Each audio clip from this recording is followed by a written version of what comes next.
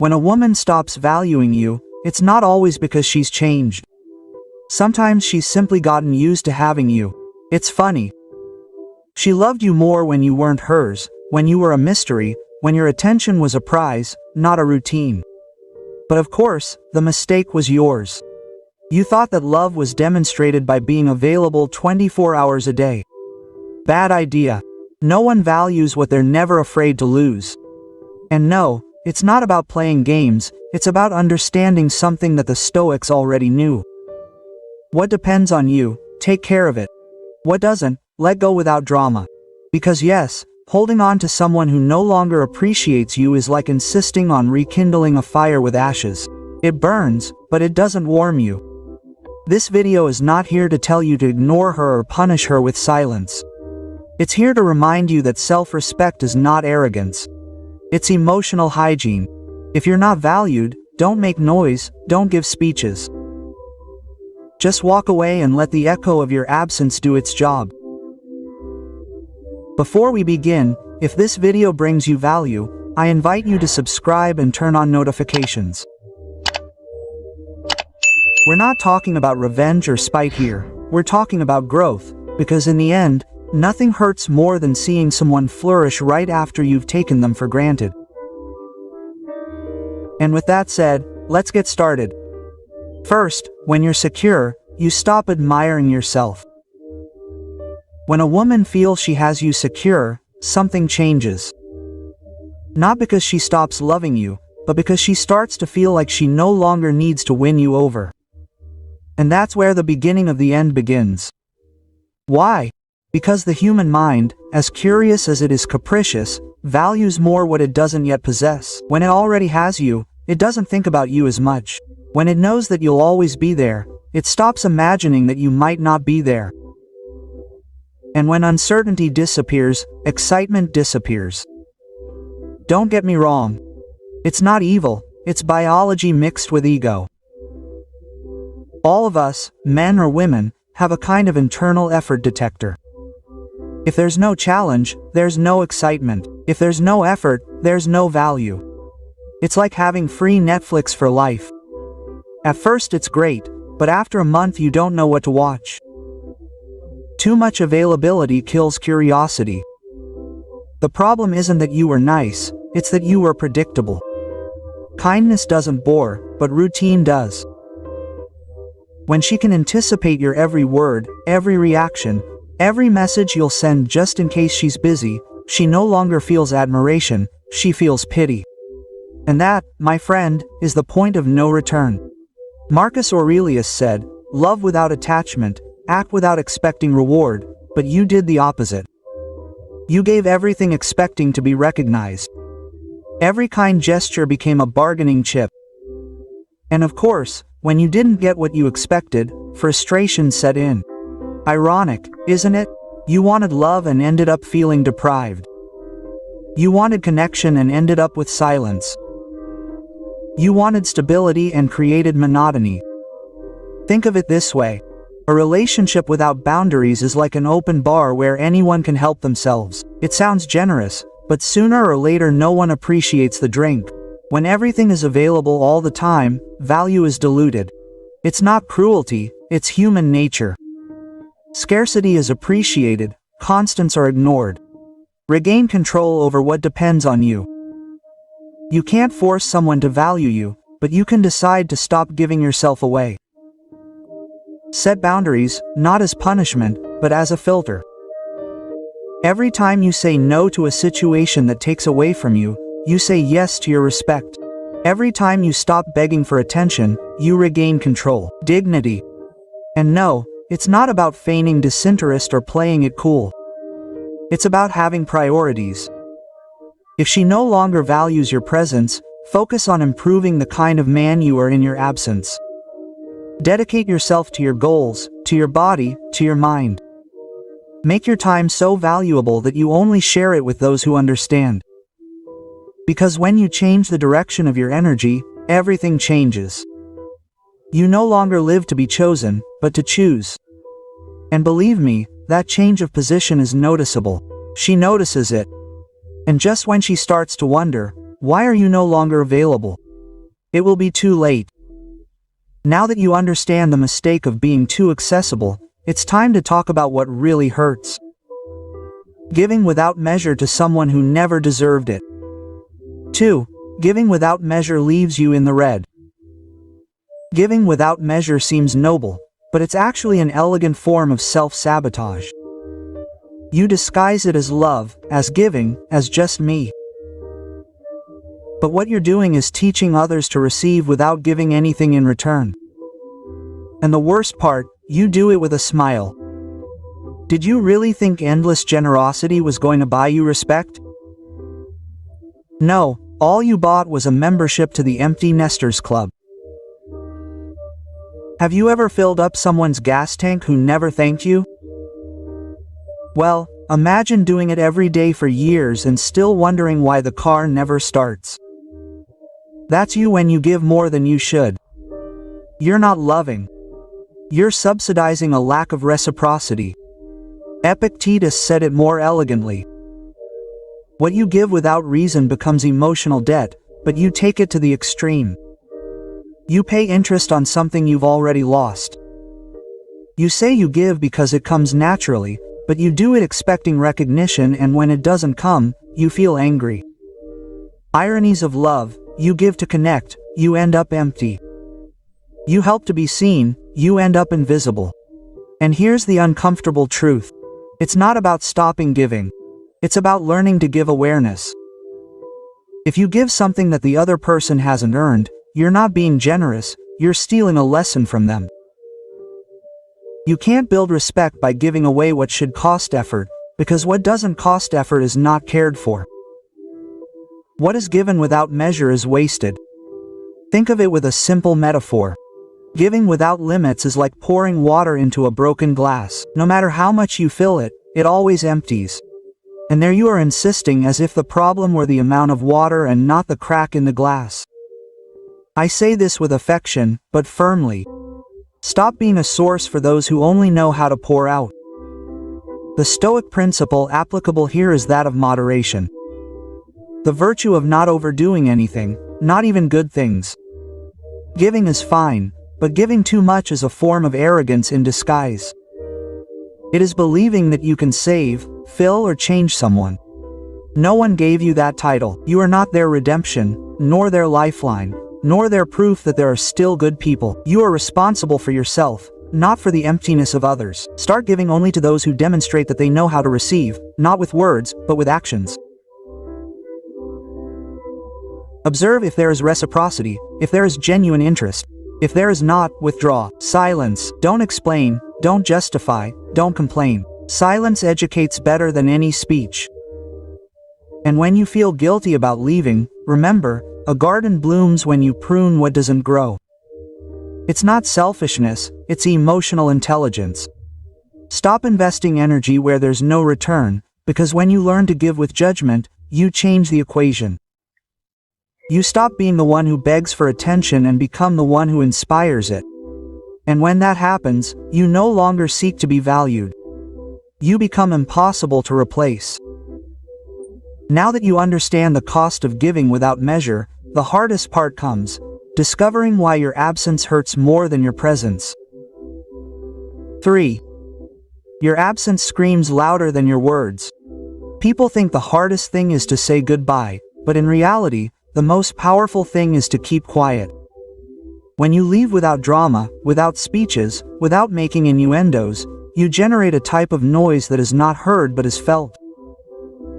Silence, when it comes from someone who used to give everything, becomes an echoing cry. And that's where the real thing begins: regret. Because while you were there, she got used to it. She had you so available that she didn't even notice your effort. Your messages were scenery, your details, routine. But the day you decide to disappear, the routine breaks and her mind panics. Where is that man who was always there? Because she doesn't respond the same. She doesn't know it, but she feels it. Your absence becomes a mirror, and in that reflection she sees everything she took for granted. And no, don't get me wrong. It's not love she feels, it's a wounded ego. Because what hurts the most is not losing you, but losing control over yourself. Before, you were predictable. One word from her was enough to have you back. Not now. Now your silence weighs more than any romantic speech. And that weight, believe me, is unbearable. The Stoics understood it well. Seneca said, "The strong man does not despair over what he loses, but disciplines himself with what remains." And what you have left after you're gone is the most valuable thing you can recover, your power. The one you gave away amidst double texts, unanswered calls, and sleepless nights. That power that disguises itself as pride but is actually dignity. Imagine this. Your silence is like Wi-Fi. No one notices until it's gone. Then they become desperate to reconnect. Suddenly, the same, "I don't have time." Now they have time to hear from you. Awkward silences turn into internal questions. Has he met someone? Is he okay? Why doesn't he seek me out? And you, in the meantime, calm, rebuilding yourself. When you notice that your presence is no longer valued, retreat gracefully. Don't warn, don't negotiate, don't warn. Just move, not to manipulate, but to heal. Self-love needs no explanation, only decision. If you had to insist to be heard, you were already in the wrong place. The less effort you put into proving your worth, the clearer it becomes. Your distance becomes a reminder. Your silence becomes nostalgia. Don't focus on you in their emotional punishment, because nothing is more confusing than seeing who you took for granted. Living in peace without you, you don't need revenge. Indifference does all the work. Time and contrast are cruel but fair teachers. While you improve, whoever didn't value you learns their lesson through loss. And there is no sentence more painful than, "I used to have it and I didn't know how to see it." So let your absence speak. Don't interrupt her speech and prepare yourself, because what comes next is not revenge, it's respect. 4. When you lose respect, you become a decoration. Respect is not lost suddenly, it bleeds away in small concessions. A look you ignore, a fault you excuse, a humiliation you justify with a, "That's how she is," and when you finally realize it, you are no longer the man you knew, but a diluted version of yourself. Ironic, isn't it? You tried so hard to preserve the relationship that you ended up losing yourself. Disrespect does not begin with shouting, but with silence. It's that, "Nothing happens" that you say, when in reality it's eating away at you inside.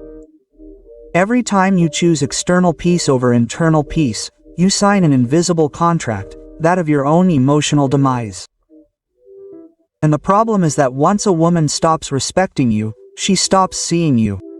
You are a physical presence, but without weight. You are there, but you don't matter. You are like a beautiful piece of furniture in an old house. You still decorate, but no one stops to admire you. You are still there, but only taking up space. And the saddest thing is that you know it. You feel that something is wrong, but you convince yourself that everything gets better with time. Lie. Respect does not return with patience, it returns with limits. Epictetus said it bluntly. You cannot be free if you continue to serve the opinions of others. And you, in order to avoid conflict, became an emotional servant. You changed your voice for acceptance, your character for tranquility, but here's the thing. Respect is born of character, not complacency. If all you do is keep her from getting upset, soon there will be nothing left to admire about you. Stop tolerating the intolerable. Respect is not begged for, it is provoked. The next time something makes you uncomfortable, say so. Not angrily, but clearly. Don't try to be aggressive, try to be consistent. A woman may argue with you, she may not agree, but if she senses firmness in your stance, she will respect you. On the other hand, if you give in every time for fear of losing her, you lose everything anyway. The more you try to please, the less you generate pleasure.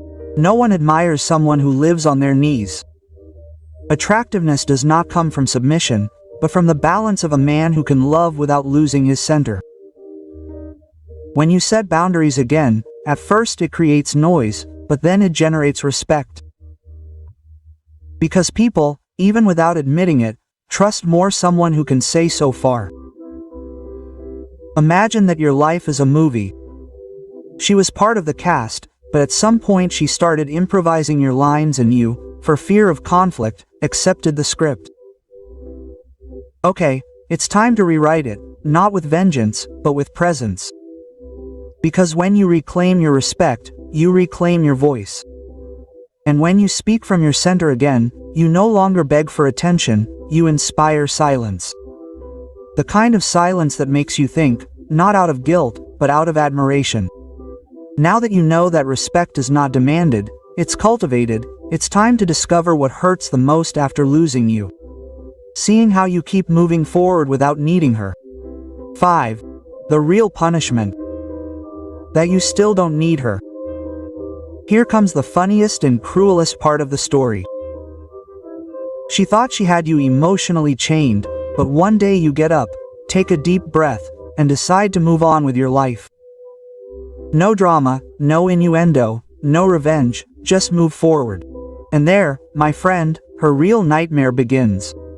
Because the punishment is not your absence, it's your independence. Many men think that revenge is uploading photos from the gym or posting phrases on social media like men cry too, but they get stronger, champ, that doesn't hurt, that's entertaining. What really disconcerts her is seeing you at peace, seeing you laugh effortlessly, talking without bitterness, going out with friends without needing to prove anything, because the silence of someone who no longer needs you screams louder than 1,000 speeches from someone who is scorned. Think about this. When you stopped looking for her, you didn't lose power, you recovered it. It's as if you had repaid an emotional debt that you didn't even know you were paying. While you were killing yourself to keep her attention, she collected interest. But the day you decide to stop paying, her emotional economy collapses. The Stoics understood this better than anyone. Seneca said, "A free man is one who is not afraid to lose what does not depend on him." And when you let go of that need for approval, you become truly free, not a rebel, but a complete man. Because freedom is not demonstrated with feigned indifference, but with authenticity. You don't need to say, "I don't care anymore." Just live as if she was never the center of your world. Stop acting like you still expected something. Don't drop hints. Don't check and see your stories. Don't give her the power to know that she still takes up space in your head. Instead, take care of yourself. Improve your body, your mindset, your environment. Reinvest everything you used to spend on justifying yourself, on building yourself, because the best message isn't published, it's noticed. The most delicious irony of all this is that when you no longer need her, she starts to need you. Not because she suddenly loves you more, but because her ego can't stand the idea that you're no longer orbiting around her. Your indifference becomes her mirror, and that reflection, believe me, hurts more than any tear. Your real victory is not that she comes back, but that even if she did, you wouldn't be the same.